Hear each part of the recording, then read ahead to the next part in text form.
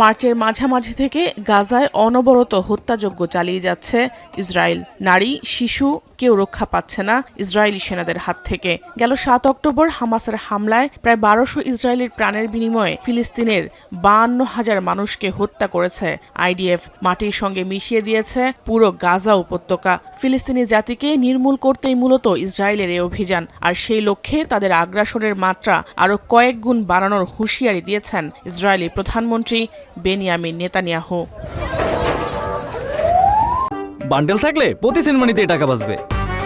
বিকাশ send money bundle কিনে জিতুন প্রতি লেনদেনে। ইসরায়েল একদিকে গাজায় হামলা করে ফিলিস্তিনিদের হত্যা করছে, অপরদিকে খাবার ও পানি না দিয়ে ভয়াবহ কষ্ট দিচ্ছে সেখানকার লাখ লাখ মানুষকে। ১.৫ মাসের বেশি সময় ধরে কোনো ধরনের ত্রাণবাহী গাড়ি উপত্যকাটিতে প্রবেশ করতে দিচ্ছে না তারা। এমনকি যারা গাজায় ত্রাণ নিয়ে যাচ্ছে তাদের উপরও হামলা করছে তেল আবিব। শুক্রবার রাতে গাজার উদ্দেশ্যে ত্রাণ নিয়ে যাওয়ার সময় মাল্টা উপকূলে মানবিক সহায়তাকারী সংস্থা ফ্রিডম ফ্লোটিলা কোয়ালিশনের একটি জাহাজের উপর বোমা হামলা করেছে ইসরায়েলি সেনারা। While it was 14 nautical miles from the coast of Malta in international waters, it came under attack. A drone fired 2 missiles at the front of the ship, igniting a fire and compromising the hull. The ship is badly damaged.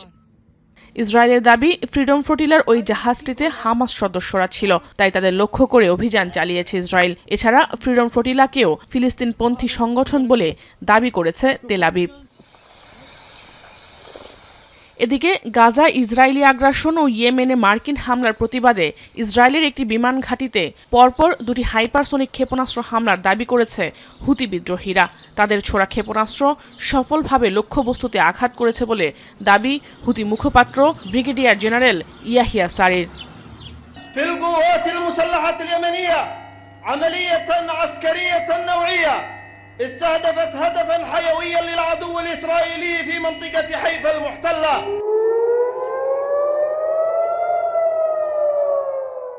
ইয়েমেনে হামলার পরই Jerusalem সহ আশপাশের এলাকায় জরুরি siren বাজিয়ে সেখানকার বাসিন্দাদের সতর্ক করে তেল আবিব। অবশ্য হুতির ছোড়া ওই ক্ষেপণাস্ত্র ভূপাতিত করার দাবি তাদের। এদিকে ইয়েমেনের সানায় ফিলিস্তিনিদের প্রতি সংহতি জানিয়ে বিক্ষোভ করেছে লাখ লাখ মানুষ। জাহানারা ভুঁইয়া, এখন বিশ্ব।